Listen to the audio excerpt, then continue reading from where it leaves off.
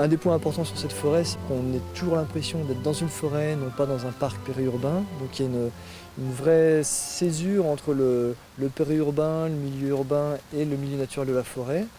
On essaye par exemple de...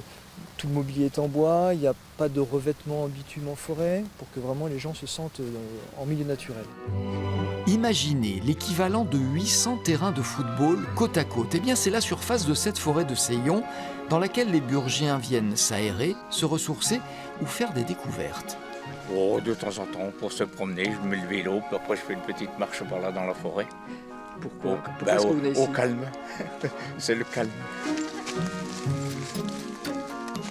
Nous, on se cantonne à ramasser des cèpes de Bordeaux. Des pieds de mouton, des bolets orangés. Et il y en a beaucoup ? Parfois, il y en a beaucoup. Et puis, d'autres fois, comme aujourd'hui, il n'y a rien. Rien, sinon quelques beaux spécimens qu'il vaut mieux ne pas consommer, comme cette magnifique amanite phalloïde.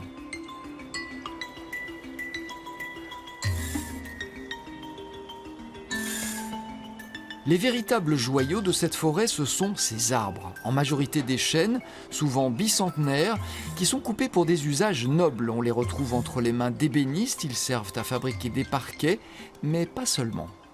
Pour la plupart, en forêt de Seillon, ils sont destinés au mérin, c'est-à-dire à la fabrication de tonneaux, c'est-à-dire à la tonnellerie. Si aujourd'hui cette forêt est composée d'une majorité de hêtres, il n'en a pas toujours été ainsi. Autrefois, les hêtres occupaient davantage de terrain, mais la main de l'homme est passée par là. En effet, depuis toujours, on sait comment privilégier la pousse de certaines essences par rapport à d'autres en vue de l'usage que l'on souhaite. On coupe les petits hêtres, on favorise les chênes et ainsi de suite dans les différentes interventions. Après, ça s'appelle des éclaircies. Et on enlève plutôt les hêtres et on favorise les chênes.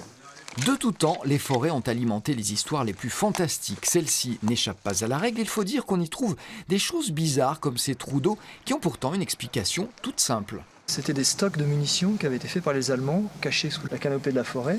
Et au moment de la débâcle, ils ont fait sauter tout leur stock, ce qui a fait ces excavations, ces trous qui se sont remplis d'eau.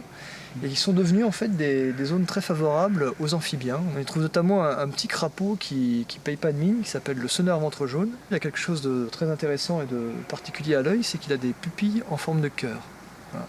Ce qui a peut-être donné naissance à la légende des crapauds qui deviennent des princes charmants.